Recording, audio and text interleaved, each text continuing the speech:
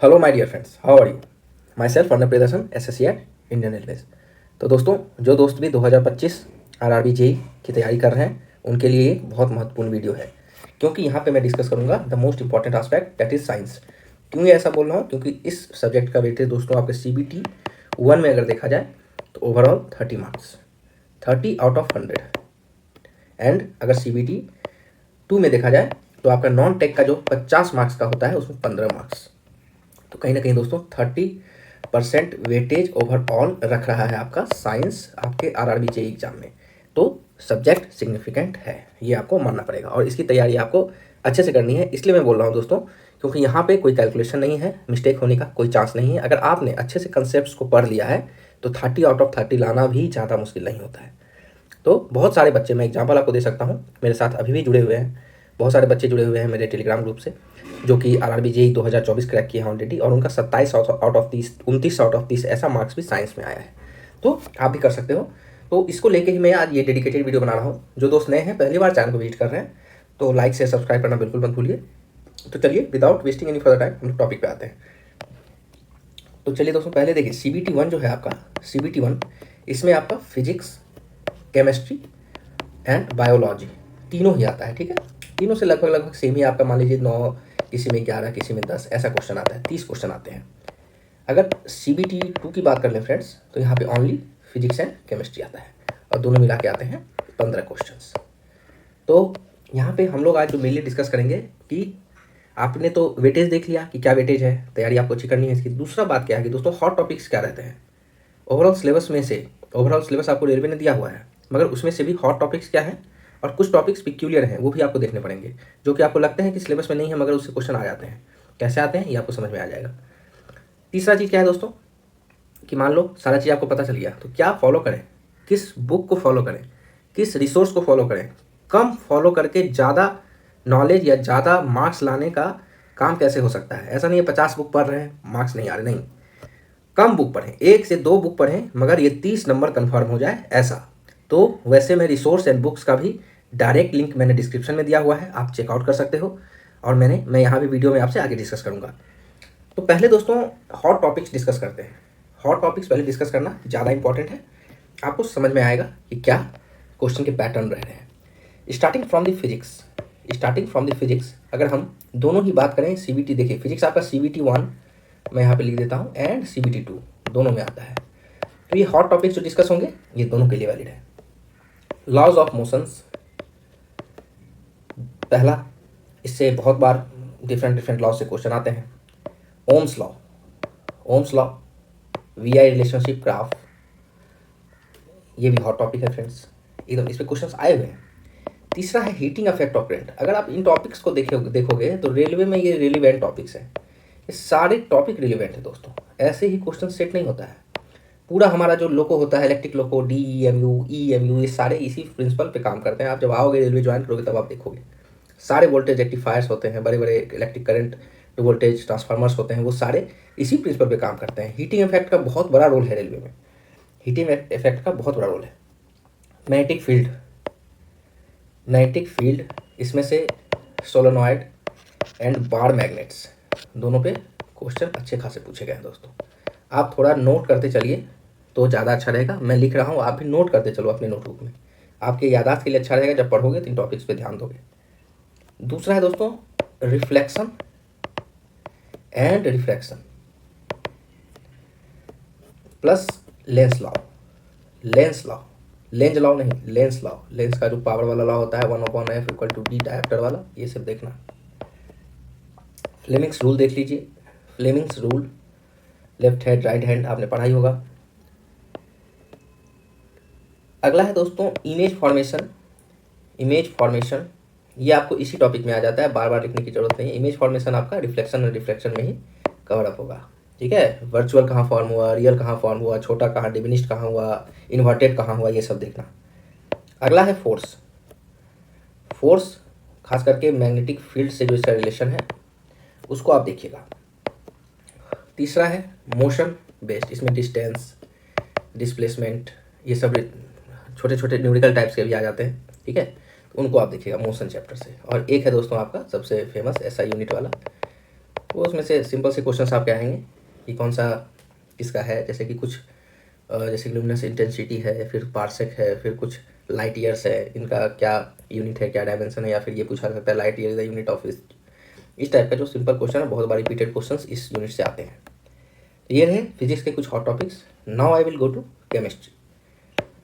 Chemistry में भी दोस्तों CBT 1 प्लस CBT 2 ये दोनों से रिलेवेंट है। ये इसमें अगर देखेंगे तो सबसे पहला हॉट टॉपिक कहा जाएगा केमिकल रिएक्शंस प्लस इक्वेशंस। आपको ये अच्छे से करना है। Types of reaction, types of equation, balance equations, ये सब आपको देखने हैं।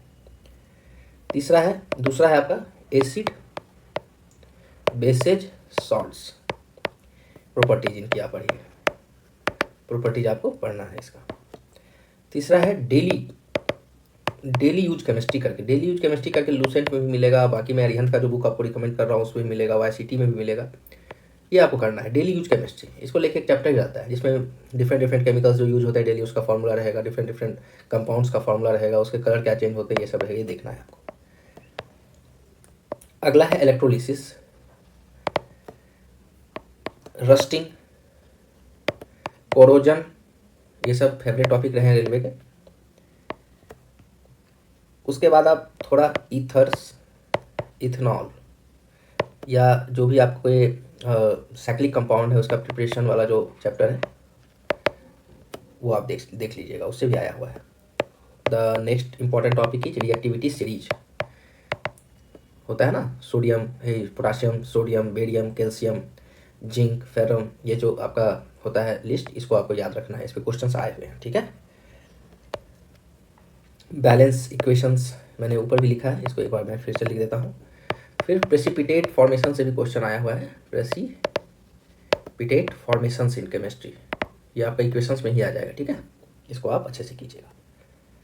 चलिए अगला देखते हैं, बायोलॉजी। अच्छा दोस्तों, मैंने 2 बुक आपको डिस्क्रिप्शन में दिए हुए हैं लिंक। ये these 2 books are genuinely most important मेरे हिसाब से।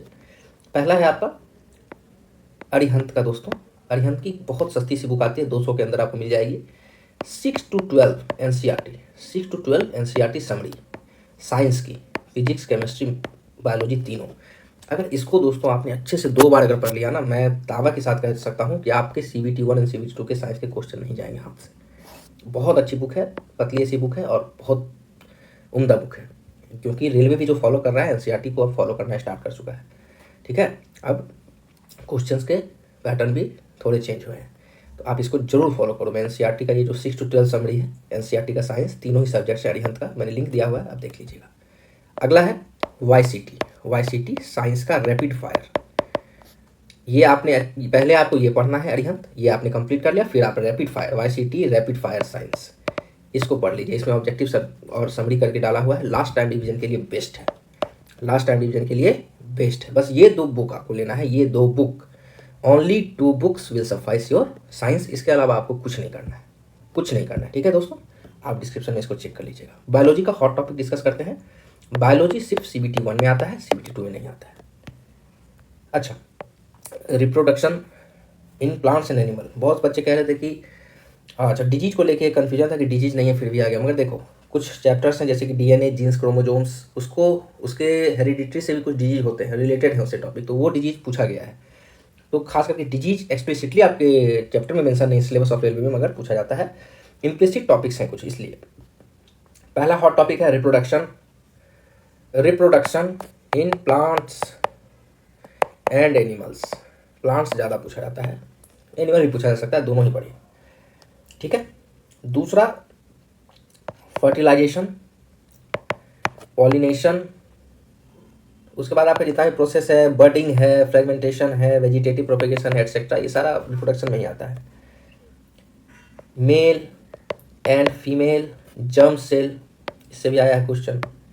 फिर आपका मैंने जो कहा था DNA, जीन, क्रोमोजोम्स, इनसे भी आया है। इसी का जो XXYY, इसमें कुछ दिक्कत हो जाता है तो डिजीज हो जाता है, तो ये सब डिजीज जो होता है वो पूछा जाता है, ठीक है। मेंडल लॉ से क्वेश्चन आ चुका है। अच्छा, बायो में CBT 1 में इन्वायरमेंट का भी एंगल घुसा हुआ रहता है। इन्वायरमेंट से रिलेटेड जो भी है आपका बायोडिग्रेडेबल नॉन बायोडिग्रेडेबल, ये सब टॉपिक आप कर लीजिएगा। उसके बाद मोस्ट इंपॉर्टेंट है न्यूट्रिशन। न्यूट्रिशन आपको अच्छे से पढ़ना है। उसके बाद जो आपका ट्रॉपिक लेवल्स होता है, ट्रॉपिक लेवल्स, प्रोड्यूसर, डिकम्पोजर्स, ये सब प्रोड्यूसर्स होते हैं, डिकम्पोजर्स होते हैं, ये सब आपको देखने हैं अच्छे से। ठीक है, ये सब कुछ इंपॉर्टेंट टॉपिक है दोस्तों, ये आपको अच्छे से पढ़ना है। फिर उसके बाद आपका एक मिसलेनियस बायो का पार्ट होता है, मिसलेनियस बायो, ये आपको दोनों ही बुक में मिल जाएंगे। खास करके आपको ये दोनों बुक में जो भी आपको टॉपिक बायो में मिल रहा है उसको आप अच्छे से पढ़ लीजिए, क्योंकि बायो जो है CBT 1 में थोड़ा सा क्वेश्चन कभी कभी मतलब कि टॉपिक्स वेरी करते हैं आगे पीछे। तो कुछ इंपॉर्टेंट टॉपिक मैंने आपके साथ डिस्कस किया है, इसके अलावा भी जो टॉपिक्स है उसको आप अच्छे से पढ़िएगा जरूर। तो आशा करते हैं दोस्तों ये एनालिसिस आपको अच्छा लगा होगा। ऐसे ही मैं देखो पहले भी मैंने आपने देखा होगा 2-3 वीडियो लगातार मैंने लाया है CBT 1-2 दोनों के लिए, आपके 2025 प्रिपरेशंस के लिए। तो मैं इस बार जो है, पहले लास्ट वीडियो में मैंने बताया था कि मैं इंडिविजुअल सब्जेक्ट्स का लाऊंगा, तो साइंस मैंने ले आया है, अब मैं मैथ्स लाऊंगा इसके बाद, और जो आपके 2 सब्जेक्ट बचते हैं उसके लाऊंगा, फिर टेक्निकल पे भी डिस्कशन होगा। तो आगे के सारी डिस्कशन से जुड़े रहने के लिए सब्सक्राइब कर लें चैनल को। तो दोस्तों अच्छा लगा होगा ये वीडियो तो लाइक जरूर करना। ठीक है दोस्तों, मिलते हैं फिर से नेक्स्ट वीडियो में।